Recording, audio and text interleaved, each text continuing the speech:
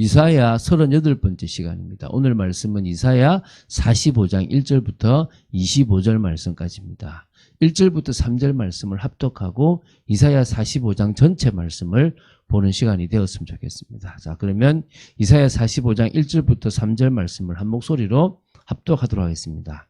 여호와께서 그의 기름 부음을 받은 고레스에게 이같이 말씀하시되 내가 그의 오른손을 붙들고 그 앞에 열국을 항복하게 하며 내가 왕들의 허리를 풀어 그 앞에 문들을 열고 성문들이 닫히지 못하게 하리라. 내가 너보다 앞서가서 험한 곳을 평탄하게 하며 논문을 쳐서 부수며 쇠빗장을 꺾고 내가 흑암 중에 보아와 은밀한 곳에 숨은 재물을 주어 내 이름을 부르는 자가 나 여호와 이스라엘의 하나님인 줄을 내가 알게 하리라. 아멘. 자, 이사야 43장부터 45장 가운데 보는 쪽에 이제 오늘 마지막 45장이라고 보시면 되겠죠. 바사왕 고레스, 페르시아의 고레스를 하나님께서 들어 쓰셔가지고 선민인 이스라엘을 포로 가운데서 회복시켜 주시겠다라고 하는 그 하나님의 그 권능의 그 능력, 또 하나님의 은혜로운 구원 역사에 대해서 주로 다루고 있다라고 보시면 됩니다. 결국은 이방에 대한 이야기가 나왔잖아요. 여기도 이제 오늘도 열방이 주께로 돌아오라라는 부분들이 좀 나와요. 그래서 이 이사야 45장은 이 바사왕 고레스에 대해서 좀 구체적으로 44장 뒷부분에도 고레스라는 이름이 나오는데 여기에 본격적으로 이 고레스라는 아직도 멸망하기 100년 전입니다. 멸망하지도 않았습니다. 그때는 바벨론이라는 나라가 지금 조금 이제 힘을 펴려고 이제 조금 일하고 있지. 페르시아라는 나라는 아예 뭐 의미도 없습니다. 그런데 그 바사 페르시아에 고레스를 세우겠다라고 지금 이야기하고 계신 겁니다.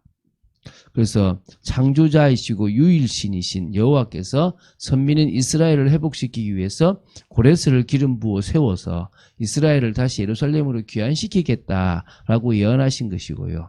한마디로 창조자여 유일신이신 여호와께서 선민 이스라엘을 구원하시겠다 약속하신 그 부분에 대해서 이제 이스라엘 백성들뿐만 아니라 열방은 하나님 앞으로 나아와 회개하고 믿으라 이제 이런 의미가 있다고 보시면 됩니다.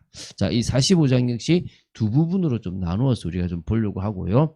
구체적으로 보면서 은혜를 받도록 하겠습니다. 오늘 좀 읽을 말씀이 많은데 읽다 보면 은혜가 참 많이 돼요. 자, 먼저 볼 부분이 이사야 45장 1절부터 13절입니다.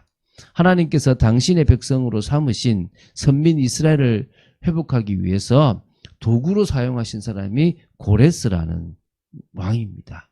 그 왕을 기용하셨는데요. 그걸 하겠다라는 예언과 또 이 고레스를 기용하신 것은 당신의 절대적인 주권 속에 있다는 겁니다. 우연히 된 게 아니고 하나님이 들어서셨다는 겁니다. 하나님이 결정하셨다 이 말입니다. 자, 1절부터 3절을 먼저 보면요. 하나님께서는 바사왕 고레스를 당신이 기름 부어 세우셨다라고 말씀하셨어요.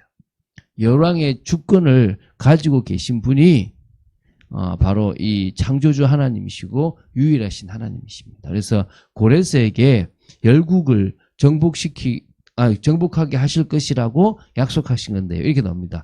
내가 그의 오른손을 붙들고 그 앞에 열국을 항복하게 하며 내가 왕들의 허리를 풀어 그 앞에 문들을 열고 성문들이 닫히지 못하게 하리라. 내가 너보다 앞서 가서 험한 곳을 평탄하게 하며 논문을 쳐서 부수며 쇠빗장을 꺾고 하나님이 바사왕보다 먼저 가서 역사하시겠다는 거예요. 내가 흑암 중에 보아와 은밀한 곳에 숨은 재물을 주어 내 이름을 부르는 자가 나 여호와 이스라엘 하나님인 줄을 네가 알게 하리라. 바사왕 이 고레스가요. 여호와께서 명령하셨다. 돌아가라 라고 이야기해요. 여호와 하나님의 뜻이다 가라. 있을 수 없잖아요. 그런 일이 벌어진다니까요. 4절부터 7절인데요. 하나님께서 당신을 알지도 못하던 고레스를 불러 명예를 주시고 강하게 하여 열국을 정복하게 하신 이 모든 것이 바로 당신의 백성 이스라엘을 구원하고 만민으로 하여금 하나님께서 홀로 세상의 모든 일들을 주관하시는 유일한 신이신 것을 알게 하기 위해서 이 일을 하셨다라고 말씀하셨어요. 그러니까 읽기만 해도 힘이 되거든요. 한번 읽어볼게요. 4절부터입니다. 내가 나의 종 야곱, 내가 택한 자 이스라엘을 위하여 내 이름을 불러 너는 나를 알지 못하였을지라도 내게 칭호를 주느라. 네가 알지 못하는 내가 칭호를 줬다는 거예요. 나는 여호와라. 나 외에 다른 이가 없나니 나밖에 신이 없느니라. 너는 나를 알지 못하였을지라도 나는 내 띠를 동일 것이요. 해 뜨는 곳에서든지 지는 곳에서든지 나밖에 다른 이가 없는 줄을 알게 하리라. 누가 안단 말입니까? 고레스가 안다는 거예요. 나는 여호와라. 다른 이가 없느니라. 나는 빛도 짓고 어둠도 창조하며 나는 평안도 짓고 환난도 창조하나니 나는 여호와라. 이 모든 일들을 행하는 자니라 하였노라. 여러분, 하나님이 택한 백성이요, 고난이 올 때요, 육신적으로 정말 하나님의 징계라는 것이 올 때 진정으로 하나님을 깨달아요. 우리가 그랬잖아요. 너무나 어려운 가운데 깨닫거든요. 하나님께서 고린도전서를 통해서도 뭡니까? 그런 자들을 내주라 한 말은요, 그 육신의 고난 속에서, 육신이 죽는 것 같은 고통 속에서 회개하게 되면 영혼을 구할 수도 있다라는 그런 의미가 저는 있다고 보거든요. 어떤 의미에서요, 정말 하나님의 능력을 이 고레스의 그 인생 속에요, 고난 속에서 깨닫게 하시다 저는 믿습니다. 8절부터 10절입니다. 하나님께서 당신이 지으신 전 우주에 대해서 당신의 절대 주권을 가지고 계신 분이라는 것을 선언하셨어요. 하늘이여 위로부터 공의를 부리며 구름이여 의를 부을지어다. 땅이여 열려서 구원을 싹트게 하고 공의도 함께 움돋게 할지어다. 여호와가 이같이 창조하였느니라. 질그릇 조각 중 한 조각 같은 자가 자기를 지으신 이와 더불어 다툴진대 화 있을진저 진흙이 토기장이에게 너는 무엇을 만드느냐 또는 내가 만든 것이 그는 손이 없다 말할 수 있겠느냐. 아버지에게는 무엇을 낳았소 하고 묻고 어머니에게는 무엇을 낳으려고 해산의 수고를 하여서 하고 묻는 자는 화 있을진저. 자격 없다는 거예요. 누구한테 자격이 있습니까? 부모에게 있고 토기장에게 있듯이 하나님에게 있다는 거예요. 믿습니까? 하나님에게 모든 주권이 다 있습니다. 그러면서 11절 13절에 하나님께서 고레스를 세워 선민을 회복하시는 일에 대한 모든 것에 절대 주권을 가지신 분이심을 또 선언하신 거예요. 이스라엘의 거룩하신 이곳 이스라엘을 지으신 여호와께서 이같이 이르시되 너희가 장래일을 내게 물으며 또 내 아들들과 내 손으로 한 일에 관하여 내게 명령하려느냐. 내가 땅을 만들고 그 위에 사람을 창조하였으며 내가 내 손으로 하늘을 펴고 하늘의 모든 군대에게 명령하였노라. 내가 공의로 그를 일으킨지라.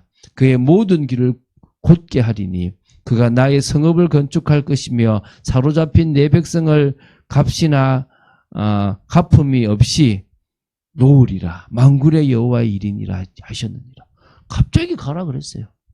아무런 대가 치르지 않고 다 줄게. 성전에 있는 거 다 줄게. 가라. 내가 조서 써서 총독하고 다 허락하게 해줄게.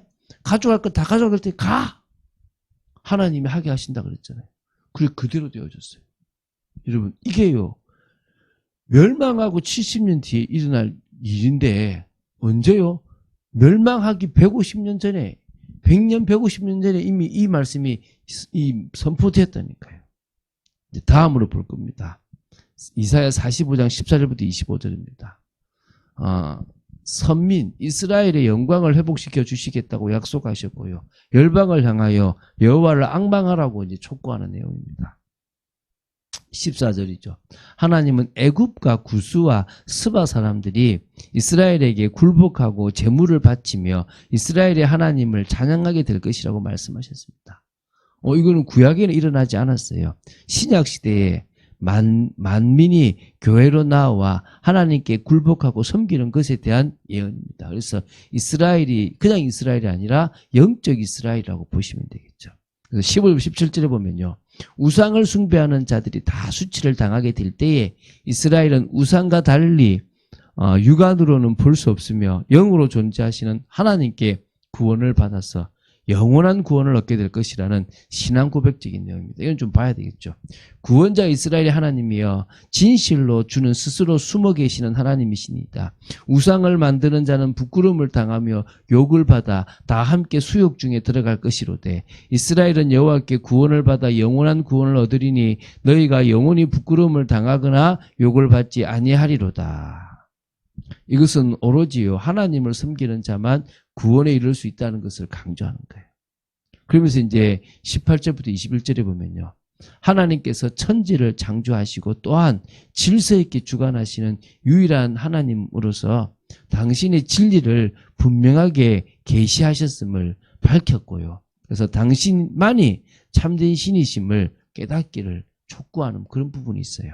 그러면서 이제 22절부터 25절은 이어서 만민을 향하여 유일하신 여호와 하나님을 앙망함으로 구원에 이를 것을 촉구한 부분입니다. 읽어볼게요.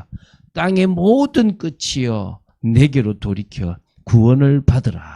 너는 하나님이라. 나는 하나님이라. 다른 이가 없느니라. 내가 나를 두고 맹세하기를 내 입에서 공의로운 말이 나갔은즉 돌아오지 아니하나니 내게 모든 무릎이 꿇겠고 모든 혀가 맹세하리라 하였노라.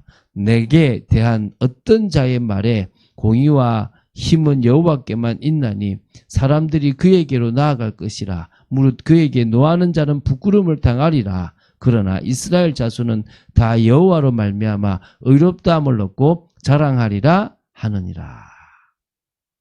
여러분, 이미 구약이에요. 모세 때부터도 이스라엘 말고 이방인이 들어오겠다고 했는데 이사야서에 이런 내용들이 되게 많아요. 이방인을 향한, 하나님은 열방을 향한 하나님의 계획이 있으시다는 거예요. 그래서 우리가 돌아온 거예요. 그 예언에 성취지 않습니까?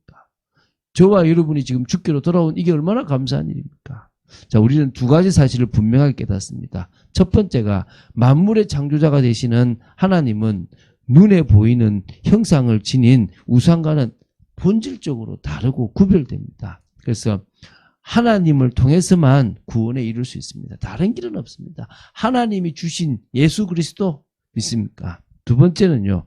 하나님이 인간으로 하여금 구원에 이룰 수 있는 진리를 객관적인 계시를 통하여 모든 사람에게 계시하셨기 때문에 아무도 하나님의 최종 심판 날에 자신이 하나님을 믿지 아니한 사실에 대해서 핑계할 수 없습니다. 다 그냥 고백하게 돼 있는 거예요. 잘못했다라고.